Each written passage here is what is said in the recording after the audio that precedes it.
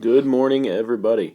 So, hope you're doing great. Sorry I'm not with you today, but you're going to have an awesome day. Today is all about rate of change, which is also known as slope. So, I know you can see there on the thing. Go ahead, guys. I need you to complete the warm up first. So, I think there's 6 problems. So, once you guys do that, like magic, when you unpause the video, you'll see the answers, or I'll be going over all of them, and then we'll get going with today. We got a whole bunch to cover today, so no time to dilly around. Even though I'm not there, let's get after it. Okay. All right. Work hard and do the warm up. When you're done, unpause it, and we'll keep going. Okay. So here's our answers. So we had to find the zeros of f of x equals negative 4x minus 8 with graphing. So our friend Desmos comes through, and we find the first one is negative 2. Again, we're finding this one algebraically, so we just set it equal to 0. We should have negative 1.5 for all of you decimal lovers out there, negative 3/2 if you're a fraction kind of person. Number 3, again, find the 0. That one doesn't tell you how to do it, just whatever you like best. There you go, fraction people, 8/5 or 1 3/5 or 1.6. Those are all good. Let's see, number 4, back to 1.5, as I'm running out of room.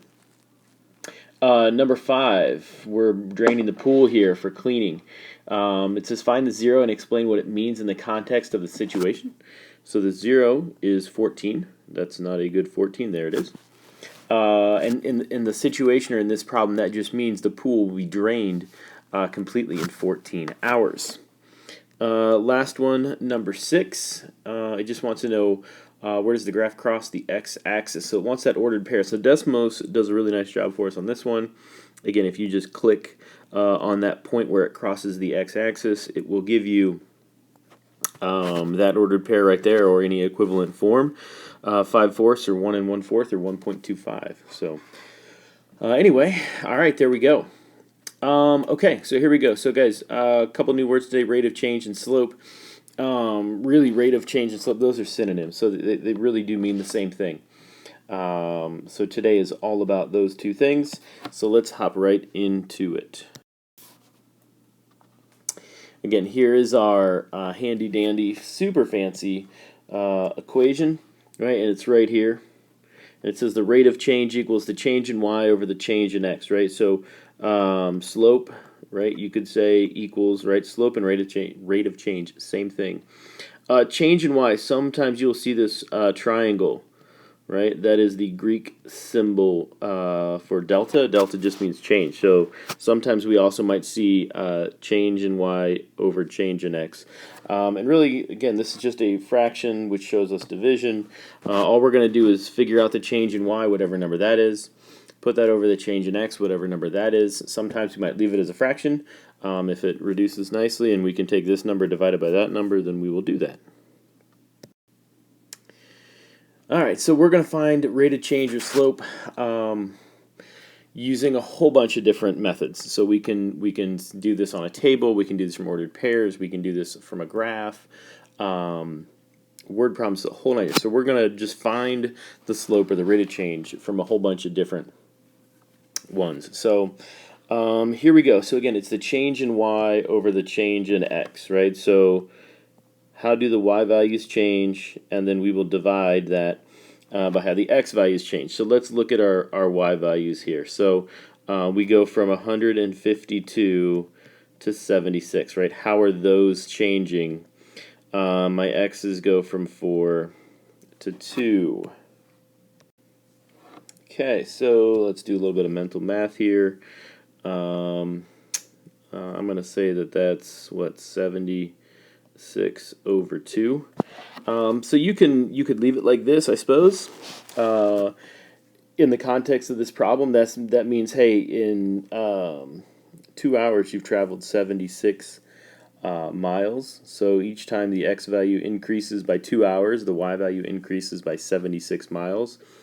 If you would like to simplify that, you are more than welcome to simplify that down to 38 over 1, which you could also say, hey, for every 1 hour that goes by, or where your x values or your time increases by 1 hour, your y value, your distance increases by 38 miles.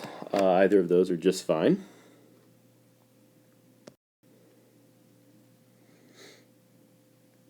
Okay, again, here's another table. Again, they've nicely given me x and y. It says use the table to find the rate of change, explain the meaning. So again, look at your y values, right? How do the y values change? Well, we go from 2 to 1, and in that same time frame, the x values go from 40 down to 20, right? So again, if you want to write change in y over change in x, you're more than welcome to do that. And this is 1 over 20. All right. Explain the meaning of the rate. Well, maybe we need to change this 1/20th because I think we're talking about money here. 1/20th makes no sense in terms of money. What is that in terms of like a dollar? It's 1/20th of a dollar, which is what, 5 cents, I believe. All right. So you could say, hey, this is 5 cents for every 1 minute. So in other words, it costs us 5 cents per minute to use this phone, this cell phone. Okay.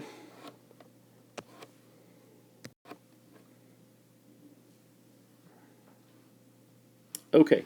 So again, couple things to do here. Sometimes they can be specific, and like they are in this problem here. We see the number of passports issued for different years, right, in number of millions.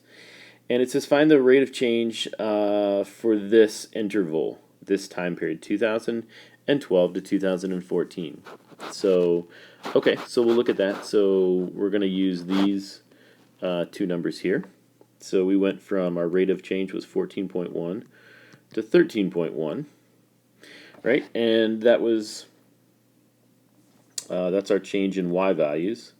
What about our changes in x values? Well, it was the year 2014. The other was the year 2012. All right, so that's 2 years, and this happens to be 1. So find the rate of change for that. Well, that means during this 2-year span, the rate of change went up by 1 million. All right. So if you wanted to simplify that down, I suppose you could, to say, because this is, 1 million and this is 2 years. If you wanted to say, I don't know why we have that there, 500,000 in 1 year. I mean, we're dealing with big enough numbers. That's fine with me. So either one of those, they're both equivalent to each other. Okay, let's look at the second case. The second case is 2014 to 2016. So we're going to do the same thing. So this one will be 18.7. We'll subtract 14.1. And same thing here, 2016 minus 2014. So again, this one's not that bad either. Some mental math, I think, what is that, 4.6? If that's wrong, you guys can help me later. And 2 years there. Again, so we can turn this into some better numbers here. So 2.3 million was our change in passports for 1 year. So over this 2-year period, the number of passports issued increased by 4.6 million. Right? We can also say that, hey, that's a rate of change of 2.3 million for every 1 year. So that's the meaning of it. Really in both terms, and I'm okay with either one because both of those are decent. So, how are the different rates of change shown on the graph? So, in other words, like, let's look at how are the rates of change shown. Well, we see 2012 to 2014, right? That's this segment of my graph here. And then we see the other one from 14 to 16, right? From that time period, we see that here. And so on the graph, we just see them, as these lines. But do the lines have a different angle to them? Is one steeper than the other, right? And of course, yes, the red one is, this one, is more steeper, right, than the blue line, right? Well, the steeper a line is, the greater the rate of change. Right? So the steeper the line, the greater the range of change.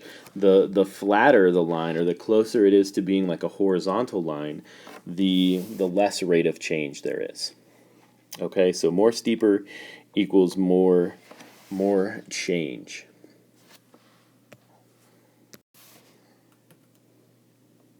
Okay, here's our next graph. It shows us the number of airplane departures in some recent years. Find the rates of change, and then again, it gives us a couple different time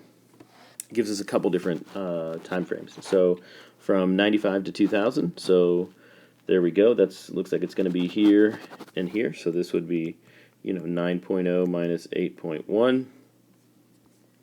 Our years were what, 2000 to 95, so 0.9 over 5. Okay, and again, this is in millions, so really you can think about this as 900,000 was the change in 5 years, right, in number of departures, and they were increasing. And yes, we can see negative rate of change. I know we haven't seen any of those yet, but that's absolutely plausible.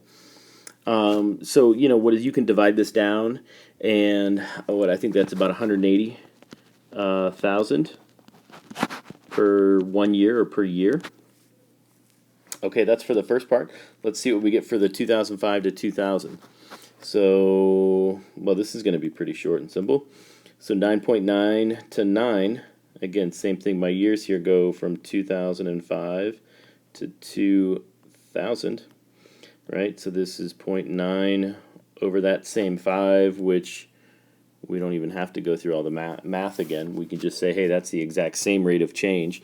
Interestingly enough, if we look at the line segments, do they have the same slope? Yeah, they do. They're just a continuous straight line, right? The rate of change, or that line, doesn't get more or less steep between 95 and 2000 as it does between 2000 and 2005. So that's another way that we can graphically look at this and say, hey, if that line doesn't change its angle or its steepness, it's going to have the same rate of change until it does do that. Okay, so anywhere, right?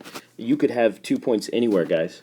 You could say, hey, what about this year right here to this year right here, right? And we could come up with numbers and we would still get that same 180,000 departures per year, per 1 year, right? That rate of change is still going to be the same. So that's this was a good example here for us. Explain the meaning of the slope in each case. So the rate of change was the same for both of them. Again, I just kind of talked about that a second ago. We know it's the same. We figured it out with math, but we also figured it out just by looking at the graph and by seeing that this line doesn't change its slope or its steepness at all. It's what we would call linear, right? It's not changing. It's constant throughout this entire one.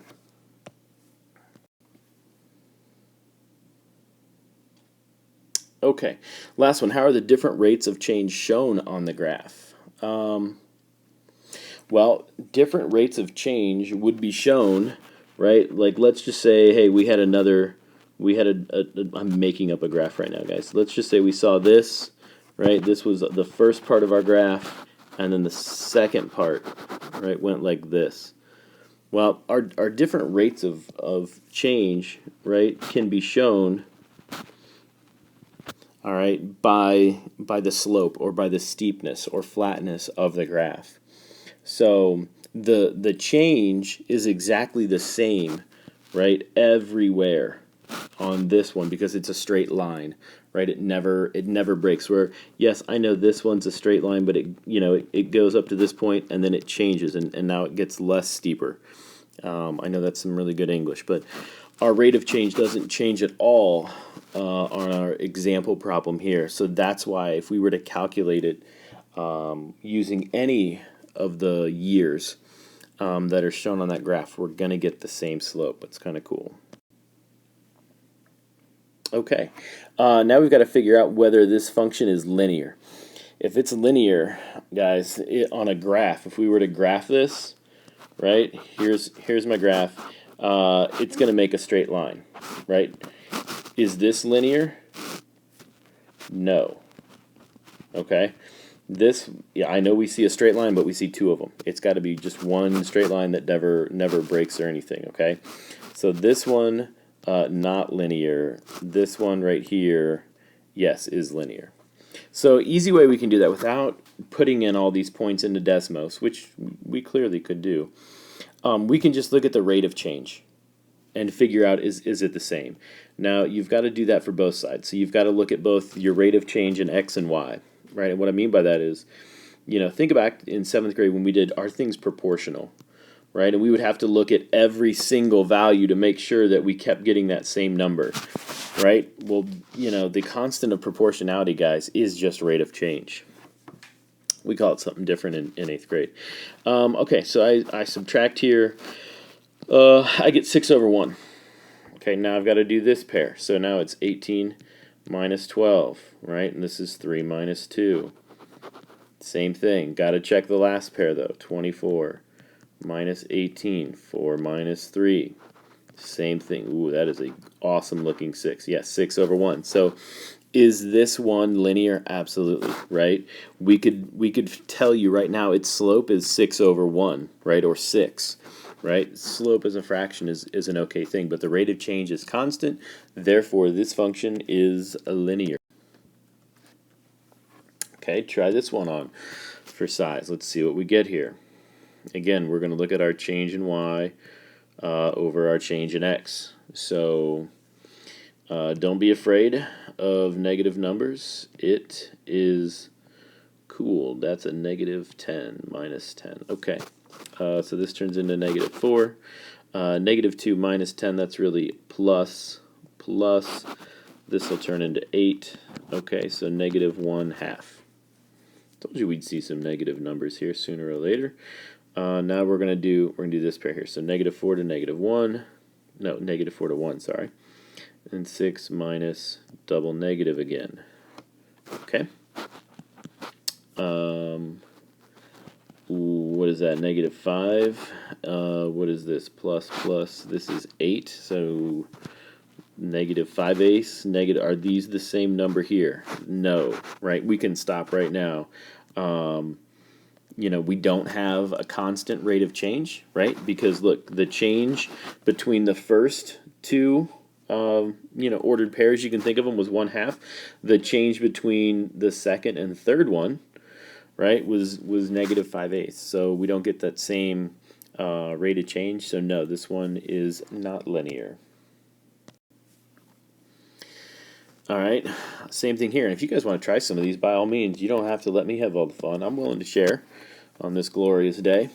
All right, let's take a look here. So again, we're going to take 4 minus 2. We're going to take 10 minus 5. I love me some subtraction on a Thursday. Okay, so again, that's great. Now we've got to work on this pair. So this is 6 minus 4, 15 minus 10. Again, 2/5. Okay, let's check the last one, see if it works. So 8 minus 6, 20 minus 15. And sure enough, we get 2/5 for all of them. Okay, so yes, same rate of change. So this one is definitely linear as well.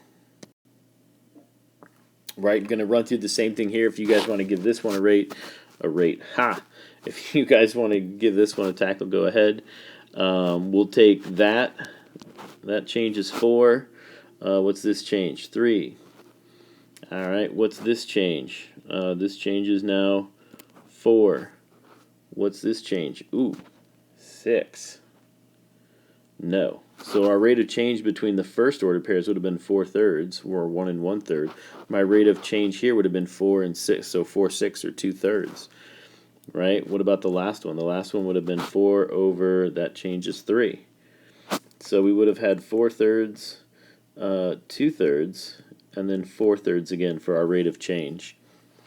All right, so no, because we get this middle one here, right, which we got from these two. This one, not linear, right? Our rate of change is not constant. Okay. All right, so I haven't given you a formula yet until now. Here it is right here, guys.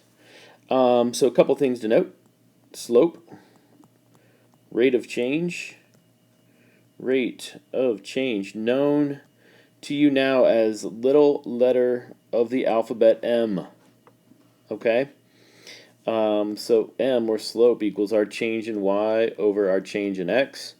And now you'll see they got really fancy, all right, with this. And they gave us a formula here, y2 minus y1, x2 minus... This is what I've been doing the whole time, guys. And it's probably made more sense, and I've never given you a formula, right? But all they're saying is that, hey, if we were to have two ordered pairs, right, you know, and look over here at the graph. If we were to have two ordered pairs, look, set your first ordered pair, call the first x value x1, call the y value y1. Take your second ordered pair, that x value is going to be x2. The second one's going to be y2, and then we're going to use this handy dandy formula right over here, y2 minus y1, and we're going to divide that by x2 minus x1. Again, it's nothing new. We're still taking the change in the y values, dividing that by the change in the x's. Okay, so let's put that to the test here. If you're going to use a formula, you'll hear me say this 100 times this year, probably more. If you're going to use a formula, you might as well write it out. Okay? Remember, here's your x1, y1, right? Here's x2 and y2.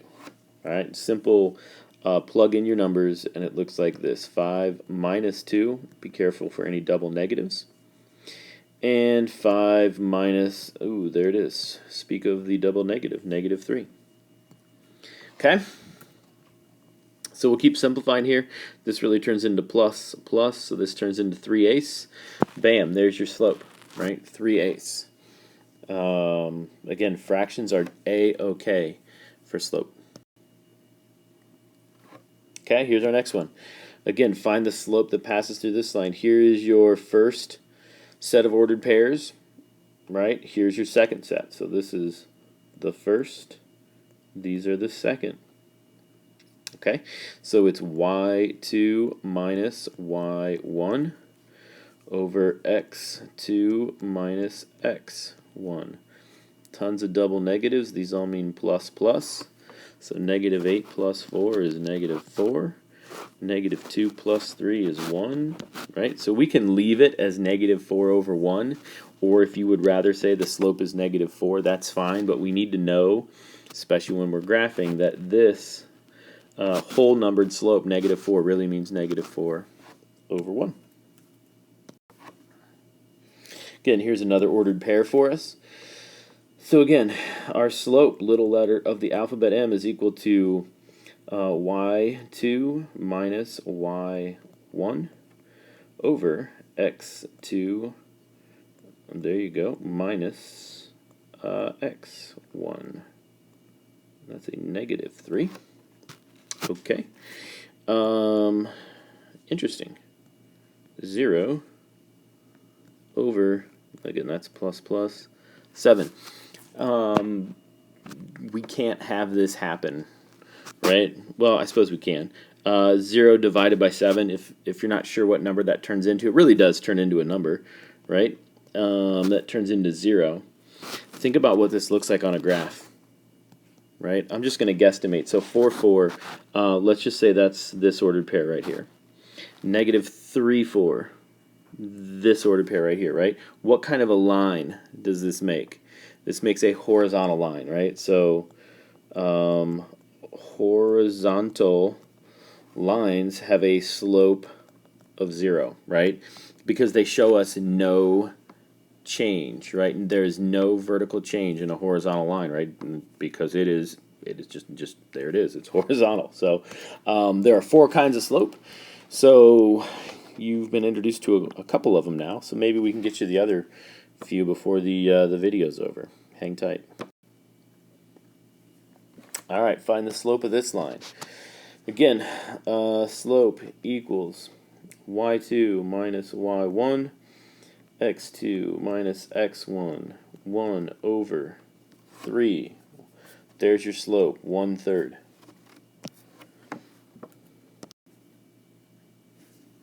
Okay. Again, if you guys want to give these a shot, you go right ahead. If not, I'm on a roll. Y2 minus Y1. X2 minus X1. Tons of double negatives. Plus, plus, plus, plus.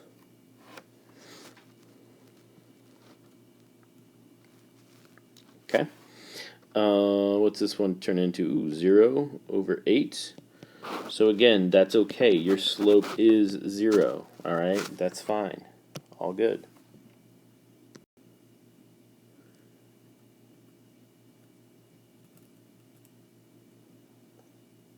Okay. Again, let's keep going here. Slope m, right? Y2 minus Y1. X2 minus X1. Okay. Tons of double negatives again, so let's add all these up. 7 and, ooh. Okay, now if you unlike before, guys, if you try to take 7 divided by 0 in your calculator, it will tell you error undefined, right? And well, it might not say undefined, it might say error can't divide by 0 or something like that. And that holds true with slope. Think about what this looks like on a graph. So the point -2, -4. So here's -2, maybe it's about here. What about -2, 3? Maybe it's right here. So this is our other kind of special case slope, right? We get a vertical line, right? Think about that. You know, so vertical lines have an undefined slope. Well, what does that mean? Well, it means this line is changing, right? Because slope is just how do your x and y values change, or how steep is your line. Well, this line's a vertical line, right? There's no line that's steeper than this. So its rate of change or slope is, we can't even define it because it's vertical. Therefore, it's undefined. And what does undefined look like in terms of numbers? Well, it looks like this, right? It's something being divided by 0. And this is what it would look like on a graph. It's a vertical line. So they do have a slope. It's undefined. We can't mathematically tell you what it is because it's changing too quickly, right? Hence, it's a vertical line. All right. There's your fourth and final kind of slope.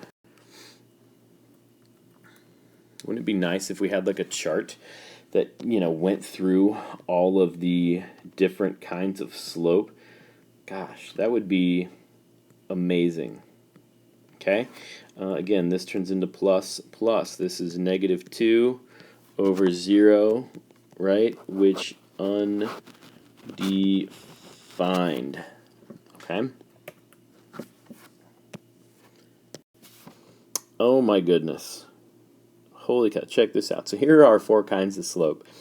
As we've seen. So, you know, we kind of worked through a lot of this, but there you go. So positive, negative, 0, and undefined. So we're going to talk about slope all year long.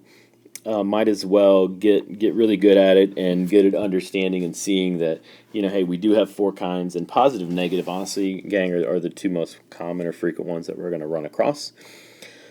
This year, you can think about reading slope like you read a book from left to right. And if the line's going up, it's positive. If the line's going down, it's negative. And there we go.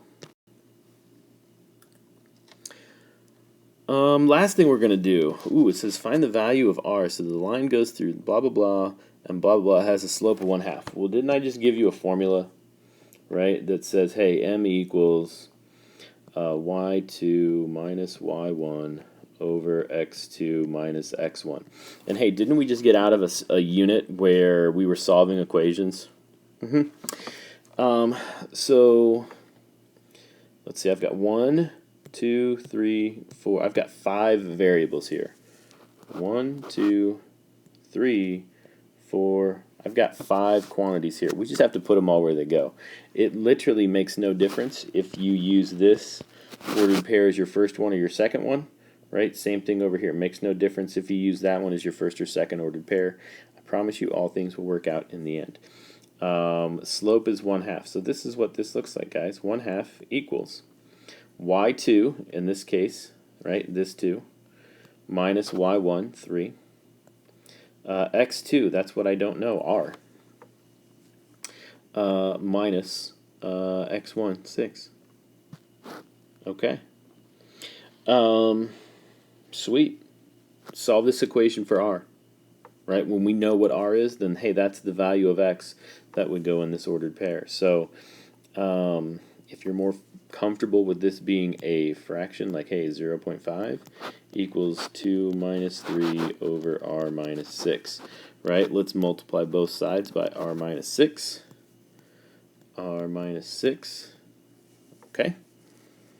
It goes away here. I'm left with 2 minus 3, negative 1. Right, over here I get, what, 1/2 r minus 3. Everybody follow me so far? Right, I just did distributive property, multiply both, right, by the 1/2, 1/2 r minus 3. Go ahead, add 3 now to both sides. 1/2 r equals negative 1 plus 3, 2. Okay, multiply by 2 over 1. Multiply over here by 2 over 1. Goes away. R equals quattro. 4. Sweet. Never thought we'd get here, guys. I literally never thought we would get here. Let's do another one of these. Okay, so negative 5/8 equals, here you go. So there's my y2 minus y1, x2 minus that right there. My daughter just walked out. You want to say hi to everybody, Abigail? Hi. Hi, there you go. Wow, the legend has spoken. Okay, we're going to keep solving for slope here. Maybe I'll let her take over. Oh, we're doing that in class right now, so I can probably do it pretty well. Sweet. Okay, so we're just going to multiply by 3 minus p on both sides of our equation. 3 minus, again, you got to keep this together. Okay, over here it goes away. I've got all kinds of bad room over here. So let's see. This will be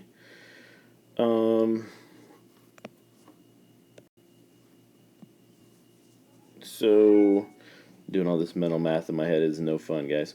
All right, so we're going to get, what, negative 15/8. Be careful, it's a negative 5/8, and this is 3 minus p, so that's going to turn into a positive 5/8 p, and that's equal to negative 1 minus 4, so we'll call that negative 5. Okay. Let's go ahead and let's move this over here. Alright, so what are we going to do? We're going to add that. We're going to add 15/8 to both sides. So I'm left with 5/8 p equal to, alright, so what is that? Negative 3 and 1/8.